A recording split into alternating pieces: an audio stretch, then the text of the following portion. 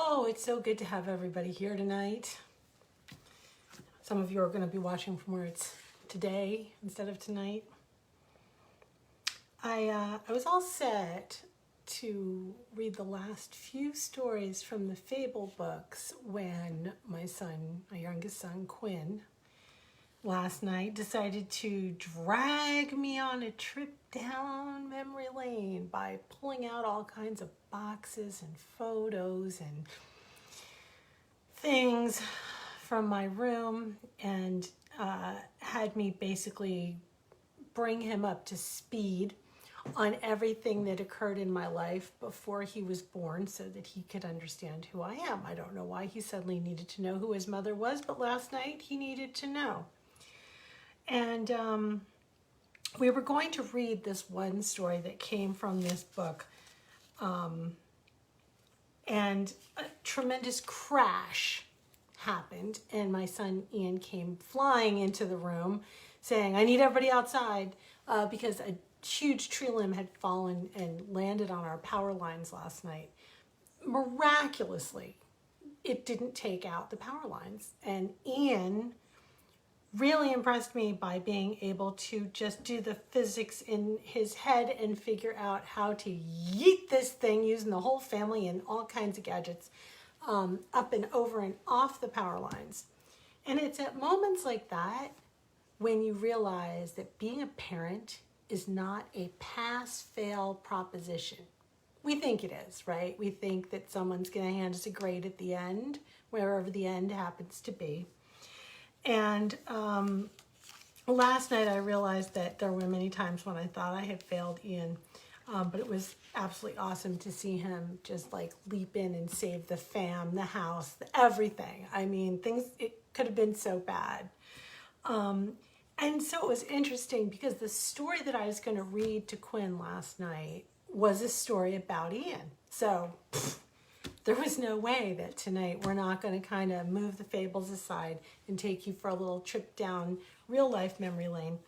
I've written a lot of stories about things that have happened with my family, with the boys, and just observations. This one just happened to get put into a book, and then it became the title track. So it takes a village to raise a child, and occasionally it takes a blow dryer and a frog. Yeah, if it's a story involving Lisa Suhay, you know that there are going to be things like blow dryers and frogs involved. And this story is called Froggenstein, or Froggenstein, depending upon which part of the world you're from. True story, as my friend likes to say. Life is harsh, and as parents, we seek to protect our children from sadness where we can. At least that's what I told myself the morning that I sat by the window blow-drying a frog back to life with my hairdryer.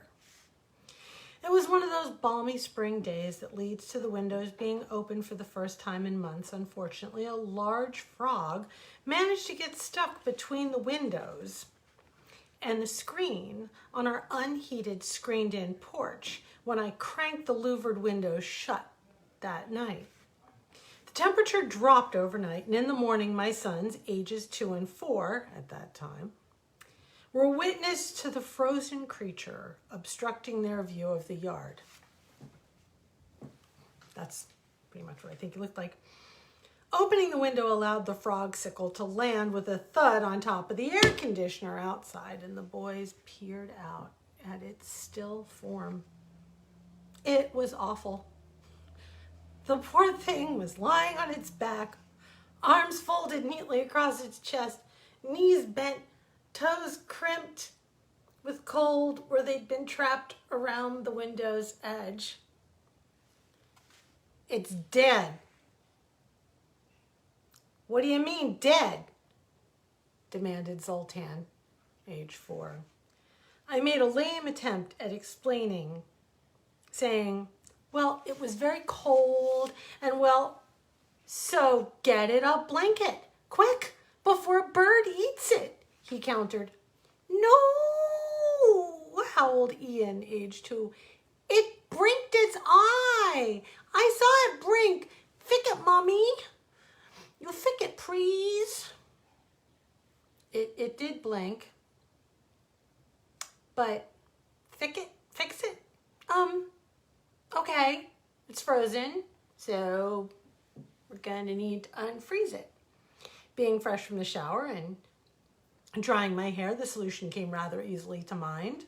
Sounds silly? Am I the only parent who's done things like switched a live goldfish for a floater when the kids weren't looking, or told them then that a movie character was just sleeping when it was really having the big sleep? Like when it comes to rough toddler topics, death is even more difficult than where babies come from because it comes up earlier and much more often. It starts with Bambi's mother, then goes on with Simba's father in The Lion King. When we die, our bodies become the grass and the antelope eat the grass, James Earl Jones's rich fatherly voice had intoned shortly before his character became living impaired. This resulted in my older son sobbing, "Mommy, I don't want to be the grass." Thank you, Disney. So you can see how a mother could be driven to amphibian resurrection. I had dodged the death question bullet for 4 years, and one more day wasn't going to kill me. And that's how my neighbor Ray, hi Ray, ended up seeing me at 7 o'clock in the morning, blow drying one of Kermit's cousins through the window screen, and it seemed better than the alternative, which was to dip it in the bathtub and spend a few hours chasing a revived and frisky frog around the house. Ray is a father of 3 girls. He was completely unfazed by the sight of Froggenstein coming back to life slowly, and I would guess painfully, as the frog unfolded. It looked like one of those Chinese paper flowers in water. It just rolled over shakily, hopped off the air conditioner and back into the yard. "Yeah! Go, Mom!" Ian was yelling with a big smile of relief, and he hopped over to me. "I'm going to give you a frog kiss for that one, Mom."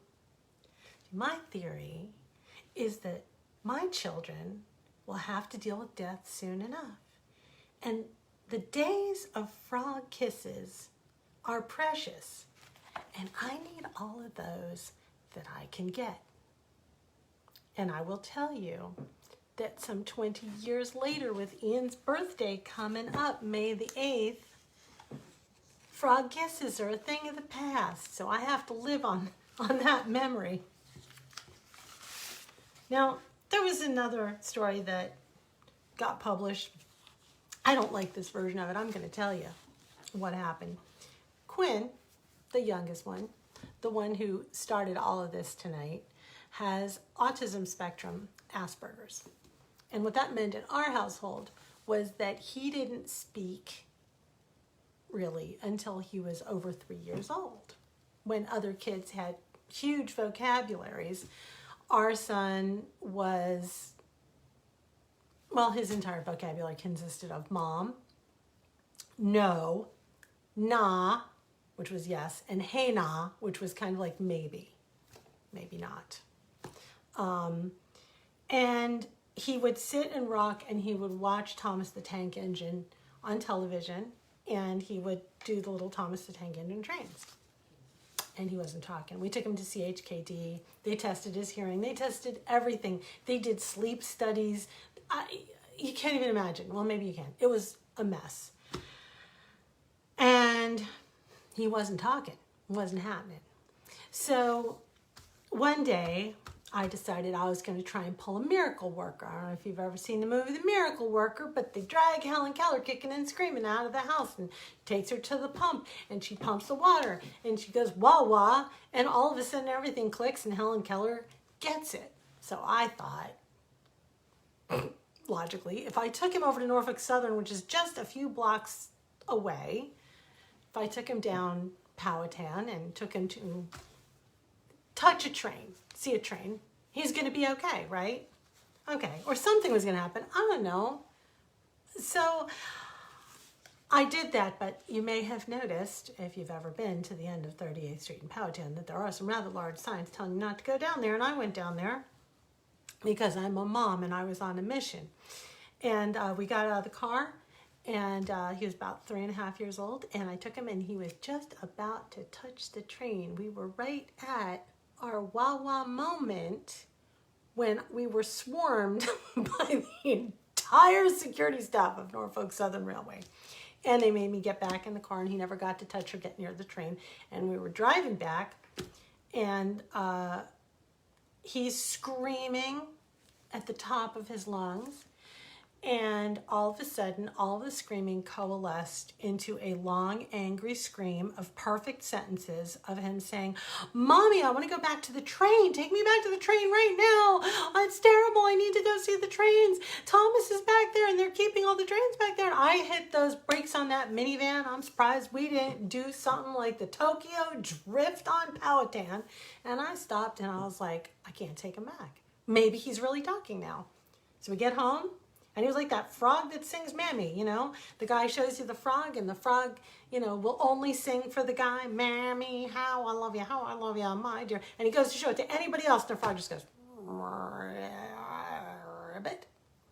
And that's what he did. We got home, went to show his dad, his brothers, and he just went, "Hey, nah," and started watching his trains. And he was hey, nah all the way.